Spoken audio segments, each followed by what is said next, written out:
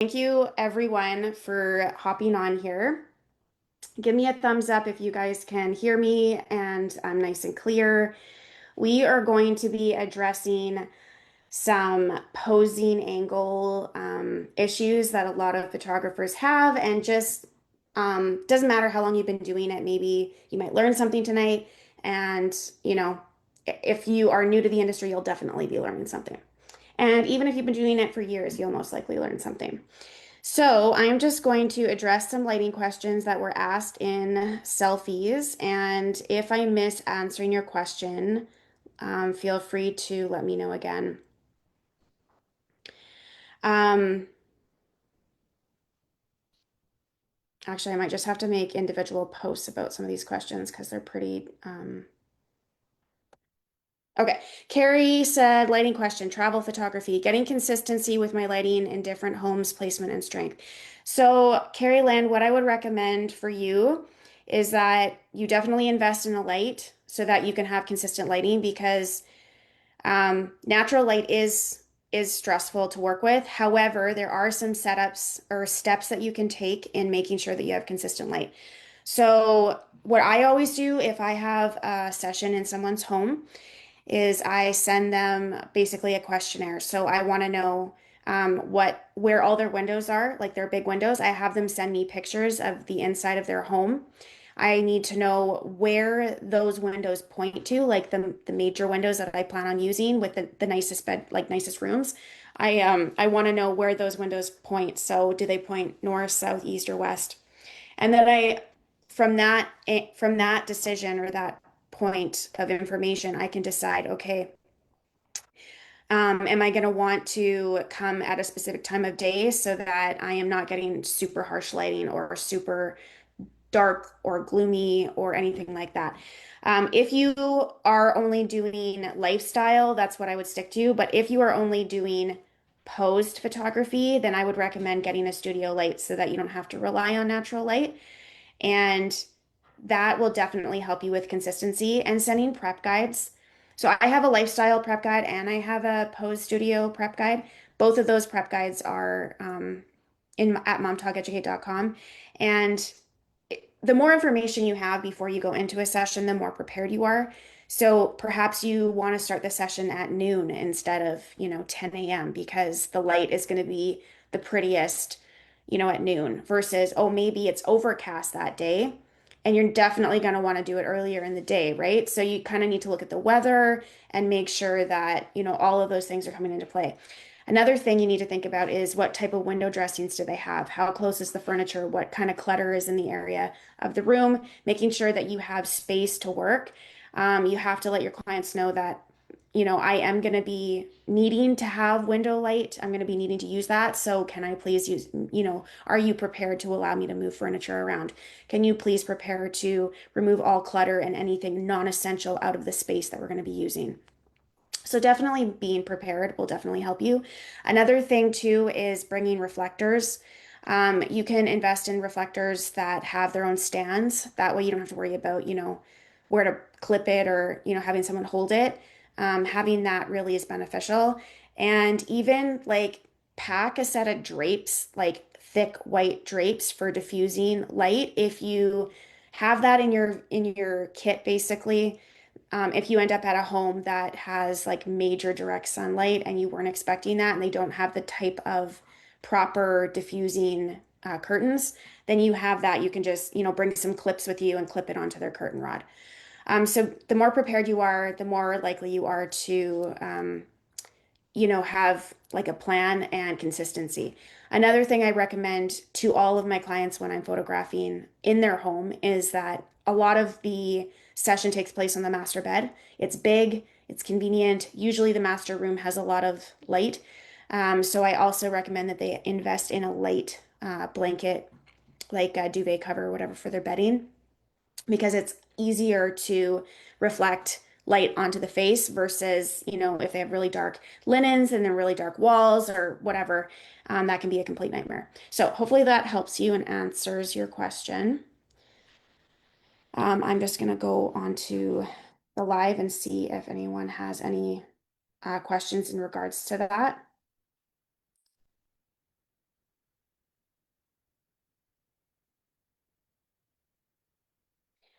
Um, I always have this issue. Thanks, Kathy. It's called technology. It's because Zoom decided to hate Facebook and Facebook decided to hate Zoom. And so they make it a complete nightmare to connect the two together. It used to just be seamless. You could literally just click a button.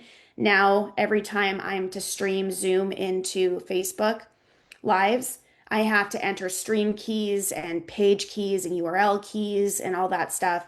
And it's like it I don't know why sometimes it just doesn't work. I don't understand. It doesn't make any sense. Okay, so that was oh yeah, Kathleen, an Einstein session is totally fine for in-home sessions. That's what I have. That's what I take. I am going to invest in a cordless option though, and I am going to yeah, go cordless just because I think it'll really help for those mobile type sessions where, I need to have lighting and they don't necessarily want to have a cord across the room type situation. And okay, so that was Carrie's question. Outside, how to get consistent lighting with harsh sunlight. So Samantha asked, outside, how to get consistent lighting with harsh sunlight. So I don't shoot in harsh sunlight. I don't do that. I'm not that photographer. I'm definitely the wrong photographer if that's your goal is to shoot in direct sunlight. So as the CEO of your business, you have the control on setting what time of day you shoot. I only shoot an hour before sunset when I'm doing an outdoor session. I have gotten tough and clients don't book me if they don't want to do it. And it's not been a problem. Sometimes kids are grumpy, but you know what? Kids can be grumpy at 4 o'clock. So it doesn't really make a difference. You have to have a workflow when you work with families and kids. And at the end of the day, unless you have a super overcast day, and you can shoot at any point in that like time of day. Just stick to sunset sessions. They're the prettiest. You get that beautiful glowing light and you don't have issues with harsh sunlighting. However, if you're forced to shoot in the middle of the day, then what you're going to look for is open shade. So you're going to, as an example, let's say that you have a park, okay? You're not going to go into a bunch of trees inside those bunch of trees and shoot in there because then you're not going to have any open light. Okay, it's going to be closed off. That shade is going to be very dense.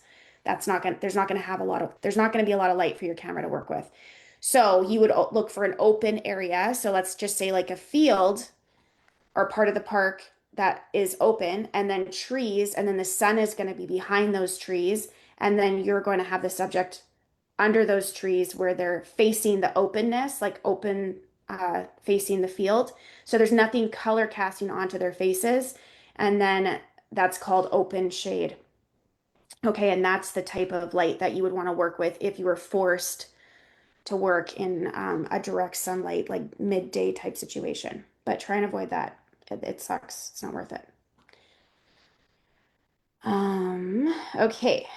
And feel free if you guys have any questions at the moment, let me know. Jody wants to know what lighting do you prefer, strobe or continuous? I think depending on the brand, I think that they both have really great features. So the great thing about continuous light is that the flash doesn't freak kids out.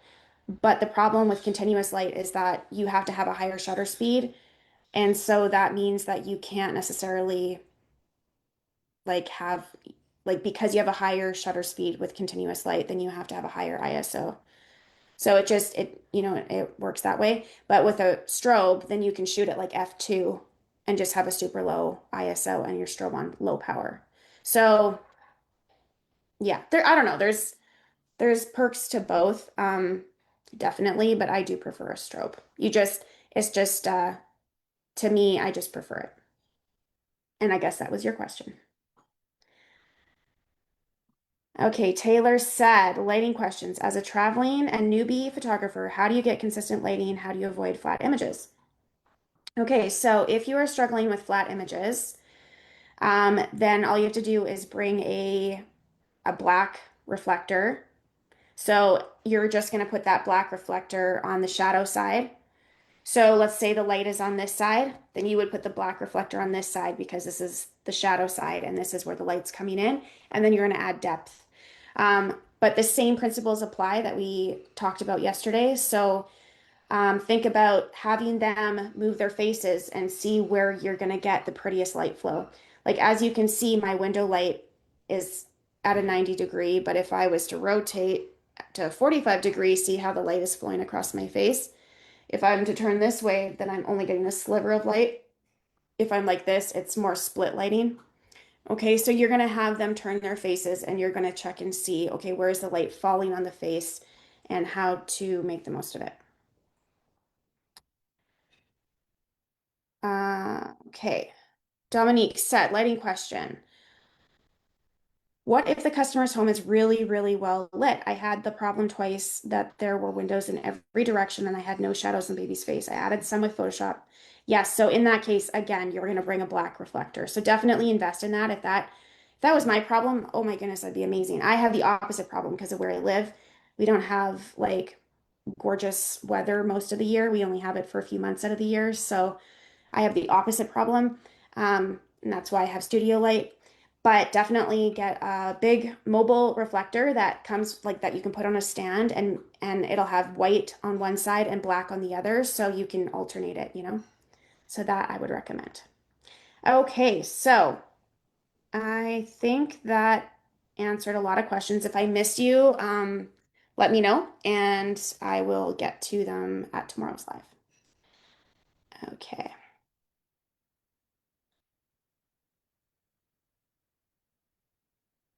What light stand do you use for in-home session? I just have my regular Matthews reverse stand from B&H. It's literally 10 years old or maybe even 11 years old. It's lightweight. It folds up really small. It's super sturdy and I use a 64-inch umbrella. When I am doing in-home sessions, I only use a pure white umbrella with a white diffusion fabric on the front. That way it duplicates natural light quite nicely. And so I will just place the white umbrella right near the window and use it like the same window placement. So it just allows me to add more light into the room. And then I would add a white reflector because that, like I said earlier, that we have more issues with light in people's homes. Okay, so who is ready to talk about angles? I am. So I'm going to get started. I'm going to share. So first, everyone do me a favor because that took me 15 minutes to get on. So people probably thought I ghosted everyone tonight. Can you guys all throw an emoji into the chat, please? It'll just boost the live into the algorithm. That would be awesome. And show me some love.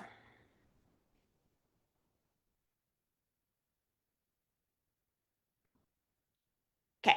So let's get started. Let's get this ball rolling.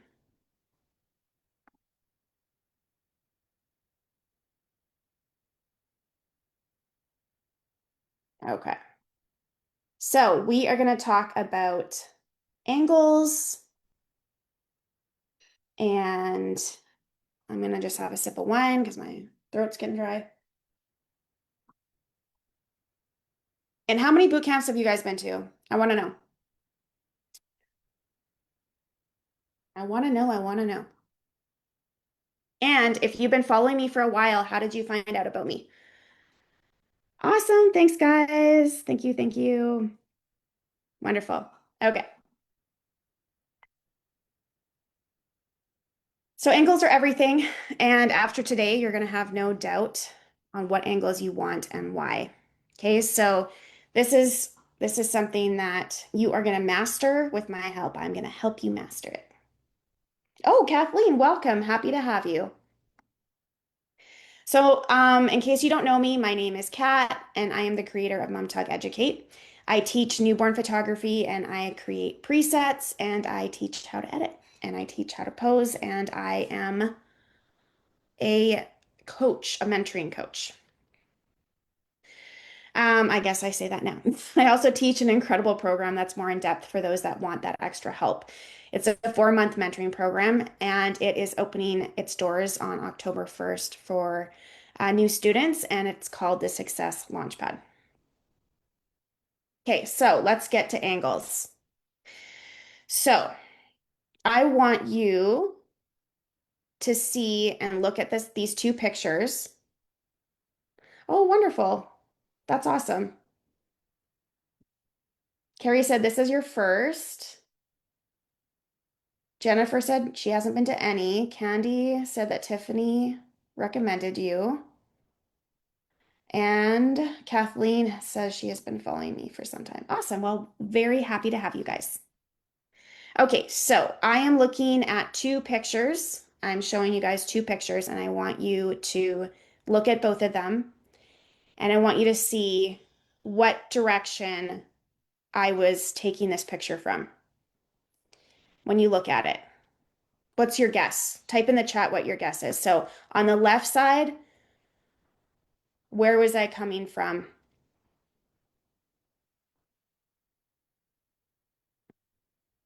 Because once you have this, this like down pat, you'll be able to look at a picture and know exactly where the camera was when they took that shot. And what I mean by that is like, was the camera over here, over here, over here? Was it low shooting up? Was it high shooting down? Was it centered?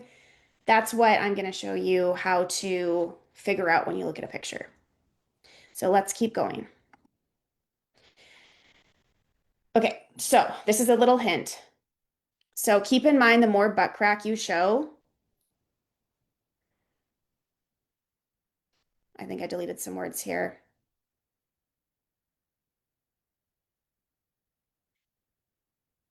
Okay, so what I thought I had written down is that the more butt crack you're showing, um, it means that either the baby's bum is totally turned towards you or you're facing the bum. Okay, so keep that in mind. And I have this little butt crack as like a little modesty thing over top of the bum because we're doing this online and it's going to go on YouTube after. So this means that when I was taking the picture, I was standing from that direction, closer to the bum, and pointing the camera that direction.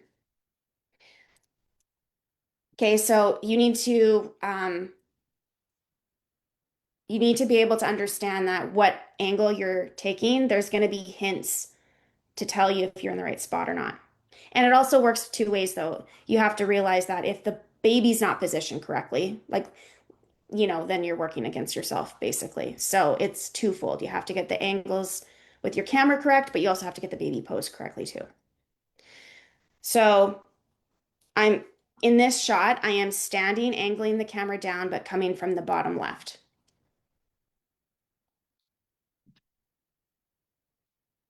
So let's go from this one. So where am I standing now? So the baby hasn't moved, you guys. Nothing's happened to the baby. I was just snapping these seconds apart just so that I could use this as a demonstration to show you what to look for.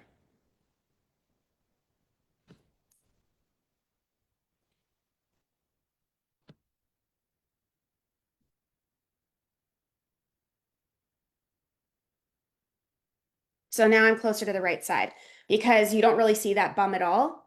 And you see more of the face, you see less of the shoulder and the arm, like front on. So I'm coming from that right side.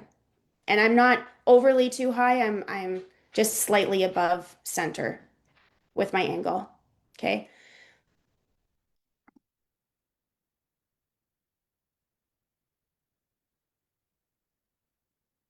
So an important thing to remember too is that you don't want to go too low. So as you can see, my angle is correct. I am not shooting up the nose. There is no nostrils in this picture. Okay. It's not perfect, but it's not bad either. So this is just showing you the difference between the first angle and the second angle. So when you have so much butt crack, sometimes what that means is you're too far you're too close to the bum area. So move to the opposite side, and usually that's where your light is. That's where your light should be.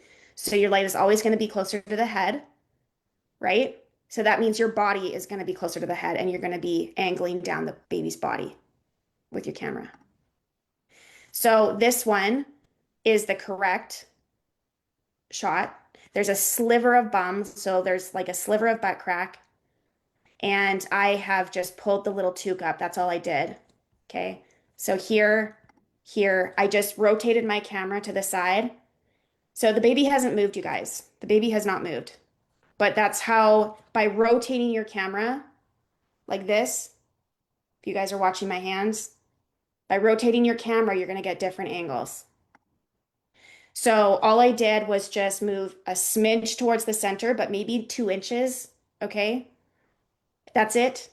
And I centered my camera, but slightly pointing down, and I get the perfect shot. Okay. So it's just those minor tweaks and adjustments to get the perfect little bum up pose. Okay, so now we're going to break it down and just see what can go wrong with the posing of the actual body in the bum up pose. So look at both of these and see if you can tell me what the difference is. Again, these were taken um, as like an example shot so that I could explain to my students what these little minor tweaks are doing. And for reference, this shot and the last baby, those shots were using the shapeshifters and they were using um, the dog bed. So these are on the dog bed. Oh, that's okay. You can always catch up. And don't worry, you're only a few minutes late because I didn't get on until 6:15, Miriam, because Zoom and Facebook were not working together and they wouldn't let me stream and go live. I was only going live to it just wasn't working. Okay, so let's see if you can pick the differences out. So who has some guesses? What is the difference? Left side versus right side. Can you guys tell me? I want to know what you guys are looking at and what you're noticing.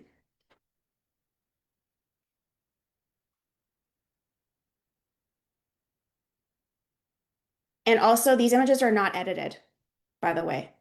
So when you get the correct lighting and you get the correct posing and you have your table and your fabric set up, it's like magic. You don't have to have this crazy intense editing situation because you've already got it set up almost perfectly.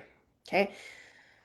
So hips are open and in a V position and the ankle is tucked. So this is the typical bum up pose. Okay. But it's not as curly. So we want the baby to be curled a little bit more. Okay. But this V will help you visualize how to get like what to do with those body parts. So like as you can see, the arm is back here, almost like a stabilizer, okay, for the baby. So many students always ask, well, what's the back arm doing? Well, it's not going to be underneath the body because then you're not going to have full control on where that baby is and the position of the baby. So when you don't have control, then you don't have consistency. So you want to have control. So always have that back arm beside them. It doesn't hurt them. All they're doing is laying like this, like this. That's it, right?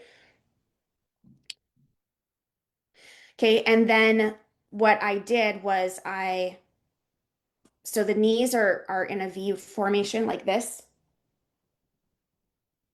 right? But then what I did in this picture is I rolled the knees, like put the one underneath. So the hips are turned and the knees are together and the ankle is pulled out. So you're going to have different babies with different um, tones, like muscle tone. And sometimes you're going to have to use this version of the bum up pose, and sometimes you're going to do the original. So this is the original bum up pose, and then this one is the lazy bum up pose because it's not as perfect because, depending on the baby. Now, another thing to notice that, and you guys are correct, the face, I did pull the wrist up a little bit more, and I did probably add a lifter under that front corner, which allows the baby's face to show more. But one thing that I want you to pay attention to is the C. I call it the C formation of the body because you want the body to be curled. So pay attention to the elbows and the knees on the front. You want them to be nice and curled together, and that's going to give you those little back rolls. Okay. And it's going to allow you to have that curly bum up, squishy body. Okay. So this is the front view of the first image.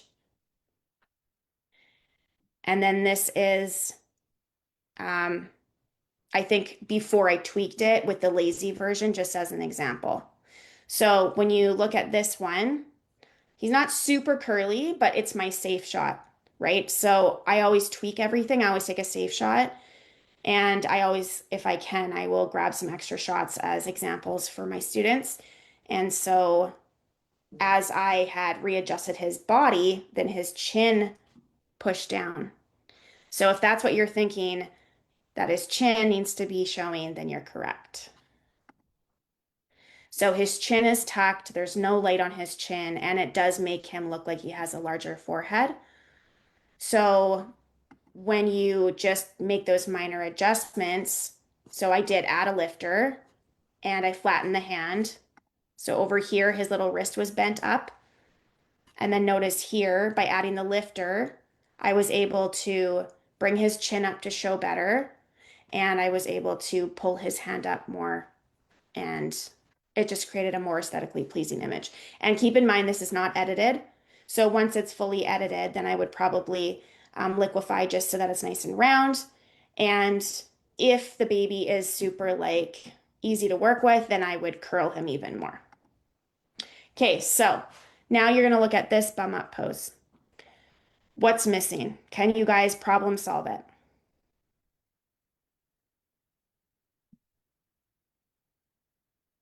Awesome answers, you guys. This is really great. So let me know, what do you guys think needs to be fixed? Because now you've just been given some information on the first two babies. So now with this one, what do you think needs to be fixed with her to make it proper, like aesthetically pleasing?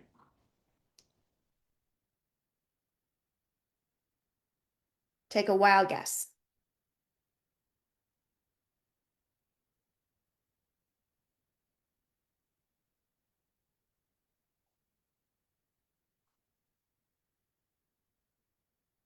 The other foot, yeah, that's a good guess. Okay, so think about the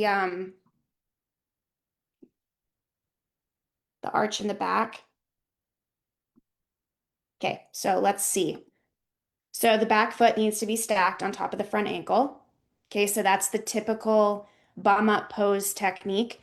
So that back foot is always going to be tucked between that front leg between the ankle and the bum. Okay. The next thing is the head wedge needs to be pulled away and slightly or to be pulled away slightly to create a tilt effect. So what happens is when the baby is maybe too on top of it, if you pull it away, it'll allow the head to tilt a little bit more. I also pulled the top half of her body towards me, creating a C pattern. So sometimes when you're adjusting your newborn, what's going to happen is they're going to move either their back end or their front end. And I find that a lot of times, some problems that photographers have is that they pose too much in the center of the head shapeshifter. Well, you should be posed or have them posed on the front of it, okay? So that you have full control over it, and that way you can add the lifters in, and then you want to curl that back end towards you.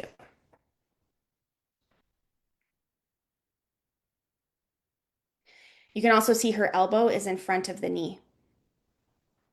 And can anyone tell me where I'm taking this picture from? Any guesses?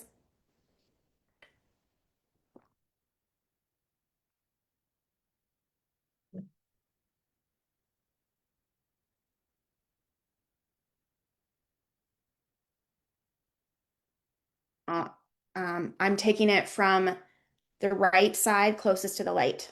So when I'm angling my camera at her, I am slightly angled down towards her face and I'm closest to the light because I don't want to uplight her. I want her face to have the light flowing down. Or yeah, I want the light flowing down her face. Okay. So when you're doing poses,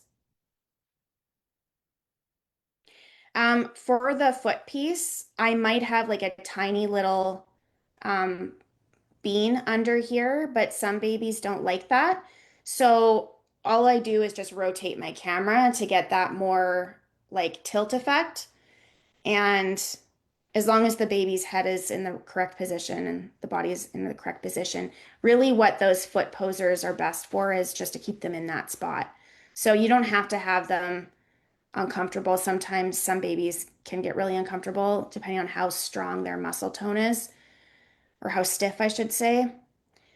When they have normal muscle tone, it's not a problem, but some babies just have like such strong muscle tone and they really fight you. And this little one, this little girl had like crazy strong muscle tone. Okay, so when you're doing poses, every pose should give you at least three different angles. So I'm going to show you the three that I always get for every pose, and that's the close up of the face, a full body horizontal, which is the one that they're going to frame, and then from up above or backlit or from the side. So you can get any one of those varieties just to give you some different perspective. So when I'm working and I'm doing a newborn session, it takes me around 1 hour to do 4 to 5 fabric poses. So on the beanbag or dog bed, usually around five. And then it takes me an hour to get through 4 or 5 poses in props. Okay. So I have a workflow that I do with every newborn client. And so it's allowed me to get really quick with each pose. And then parents, I know 100% that if they have like an extra child, so their siblings going to be at that session, I am going to spend a huge portion of the family portion on this with the siblings because those are going to be the parents' very favorite pictures. And it usually results in upselling as well. So definitely never discount having siblings there. You want to take advantage of that. Yeah. Thanks, Jennifer, for letting me know. Definitely just, I always recommend just pose the baby with the head uh, posing tool that you use. And then once you get the baby in the perfect position, then you're going to shove that little foot poser in either behind on like at a 45-degree angle against their bum and ankle just to kind of keep them there in that spot. And that will really help you. And then practice tilting and rotating your camera body. And that'll give you some various different angles. Okay, so close-ups. You can get two different types of close-ups with the face. You can come in directly from the front and get like that portrait angle of a full view of their face, or you can get a horizontal angle of their face from the side. So more like a portrait style or a profile style. Profile picture. And then you can also take pictures from above. And don't forget to get some back rolls. And then, of course, the classic one that is going to go in the album or on the wall in a big wall portrait.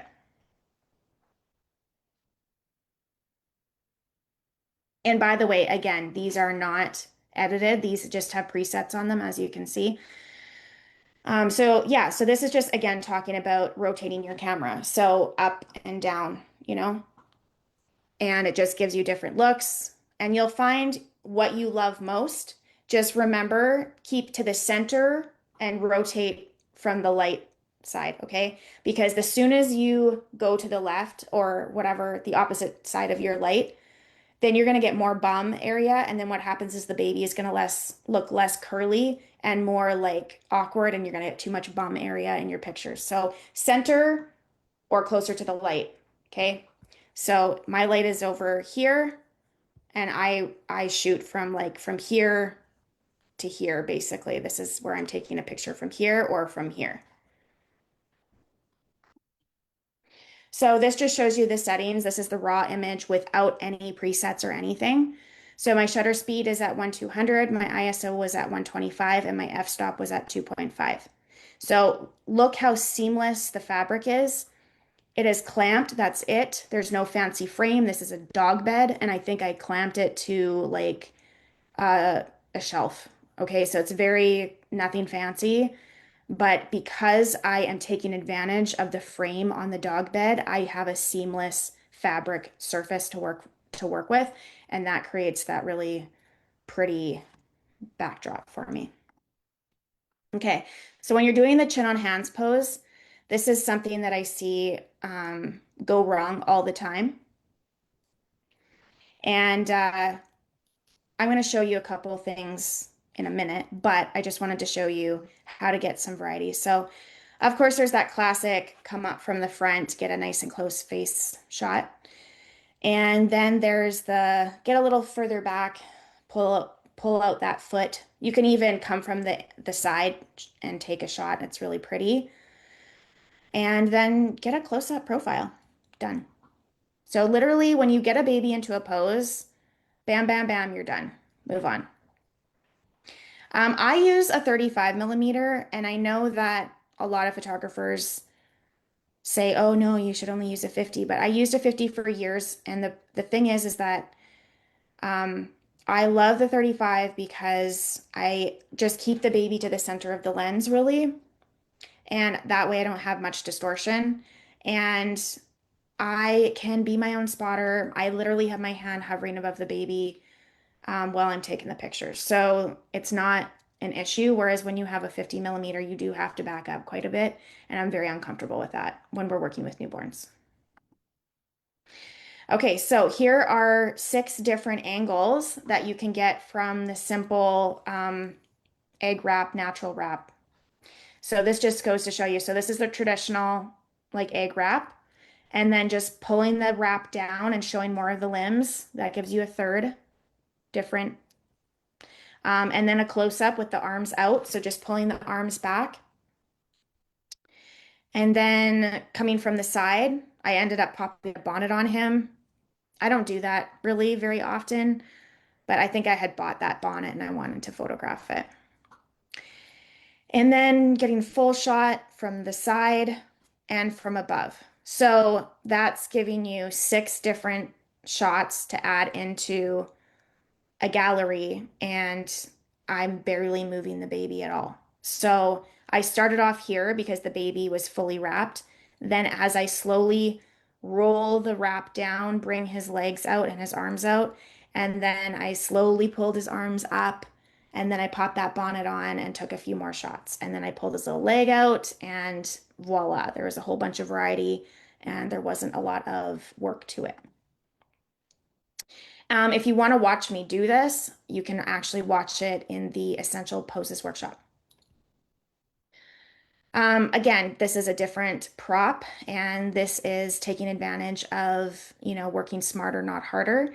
So this is a tucked in pose where the baby had previously been in the potato wrap, and then I tucked him all cute and snug into this trench and pulled his little arms out. So first he was covered, tucked in, then pulled his little arms out, and how cute and sweet does he look?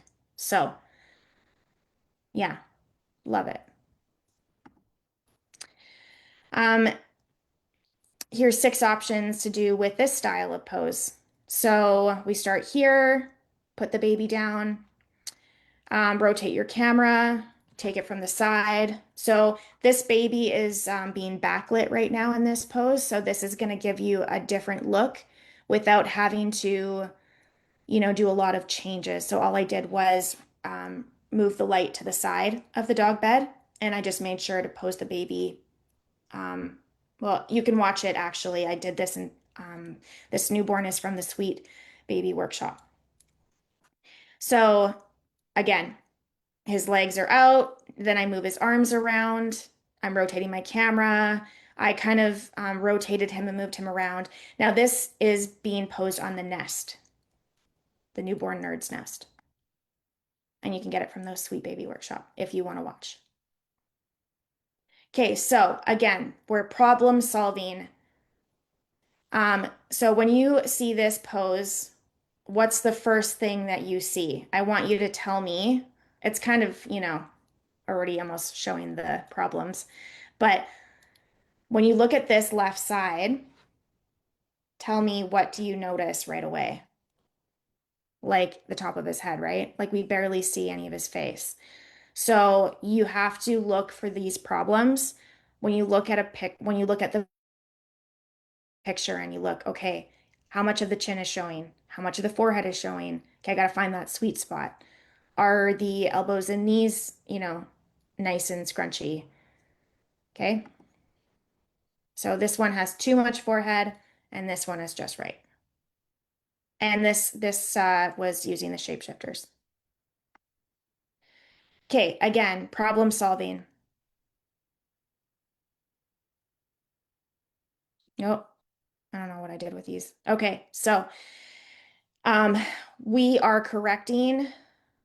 So this is showing you a problem and this is showing you a problem.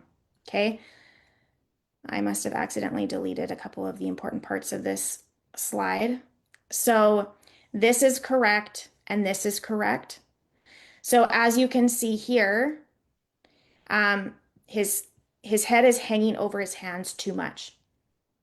So what I did was I pulled his hands forward and that allowed him to balance properly.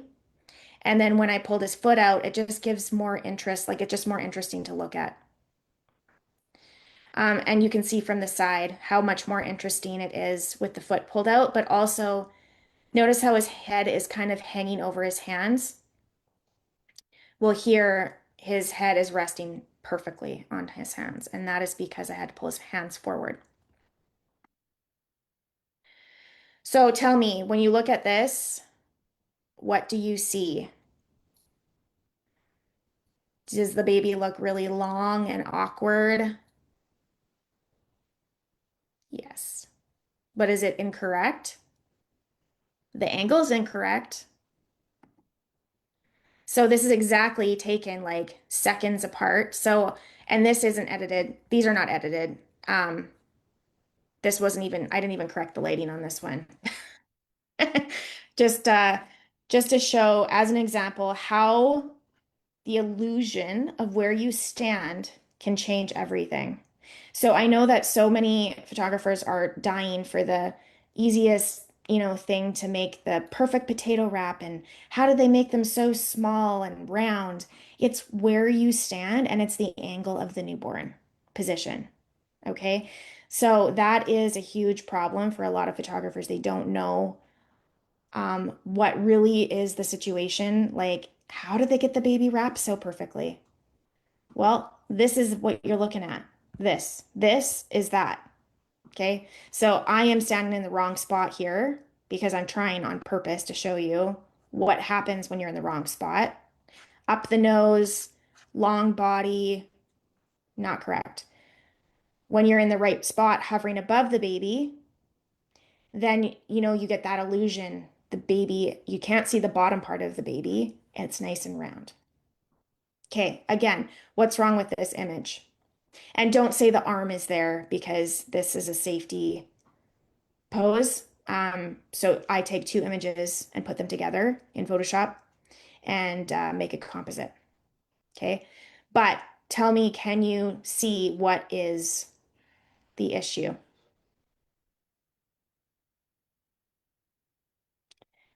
So this one is better because I fixed it. I tweaked it.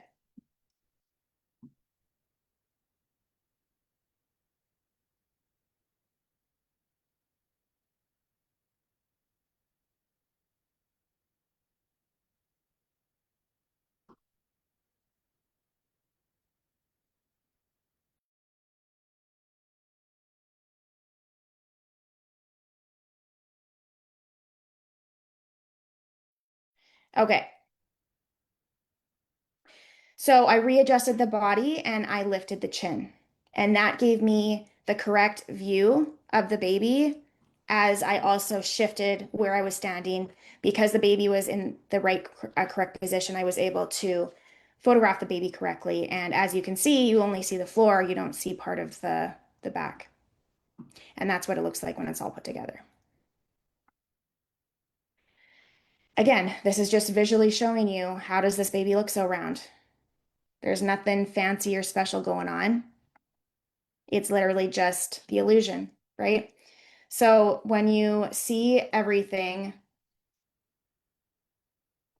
from that perspective, then you're able to visualize how to make it look good.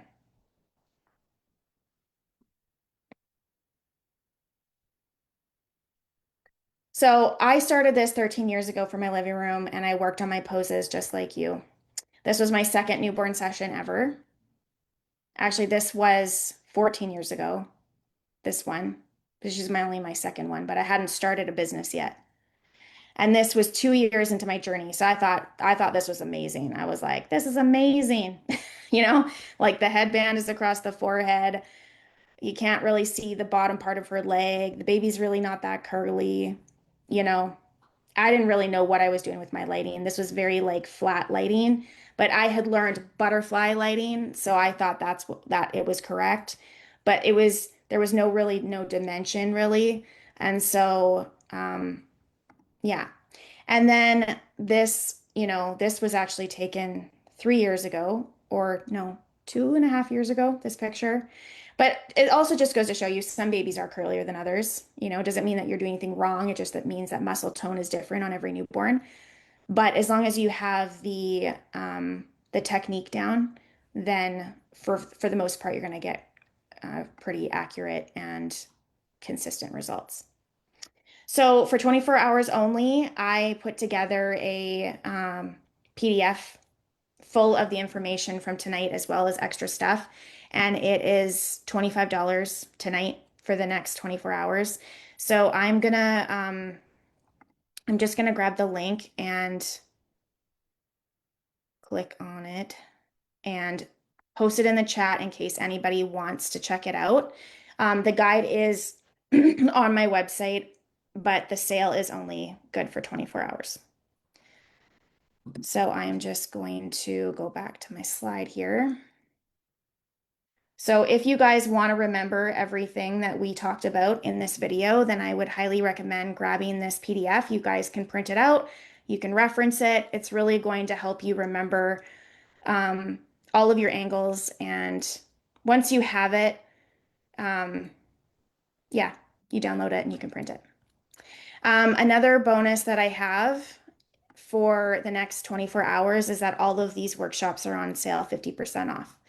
So if you just use the coupon code I love boot camps, you'll get 50% off of any one of these courses. So I referenced a lot of these courses tonight, and if you're a DIY type learner, these have lifetime access, and there's actually a bundle. And if you want to get all of them, you can get at 50% off, and I'll just show you. Oh, here, this one. It's the 5 core courses. You could get all of them for $345, but only for 24 hours. So you can get all 5 of those, all of these ones. And this one includes editing. Oh, and the safety course is $300 alone by itself in general. So just letting you know, you can get it for 50% off. But let me just clarify. The 5 core courses doesn't include safety. Okay. It includes the essentials, the passion, the sweet baby, the lighting, and then the wrapping mastery course. And that one is this one. And I demonstrated some of those in tonight's boot camp. Those were recorded in the wrapping mastery course. So I'm just going to click on that just so that you guys know which one.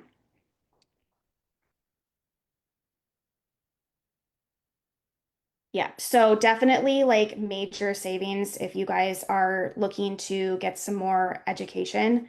So these little guys, so there's even twins in this mastery course. So I show, so as this guy was demonstrated in day 1, and then in day 2, these twins were. So all of this was put in the wrapping mastery course. Okay.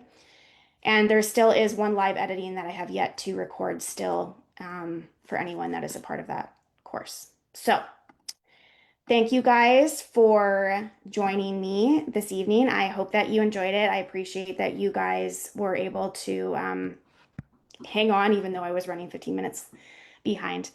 So, tomorrow is the last day. We have editing, live editing, and you have a chance to, ask lots of editing questions tomorrow.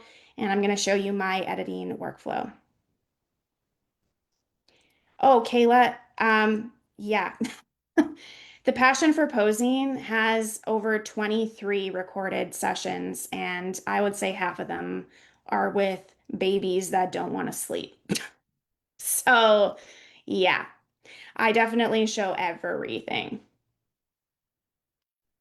Okay, so you guys have an amazing evening. Thank you so much for joining me, and let me know if you guys have any questions. And if you're watching the replay, you have 24 hours to grab this sale, and I will post you the link. But also, don't forget if you are considering joining me for my 4-month mentoring program, I'm actually going to just post that link for you guys real quick because it's such an incredible program, and I'm going to be working with students in group coaching for 16 weeks. So we're going to be very hands-on. It's a very intense program, and we will be covering everything. And all of my courses are included with that as like a bonus. And except for the safety course is not included. So that is the link that I just posted is for the mentoring program. Check it out. If you have any questions about it, let me know. And I would love to talk with you and, help you really succeed and reach your full potential. Okay. So everyone have a wonderful night and I will see you tomorrow.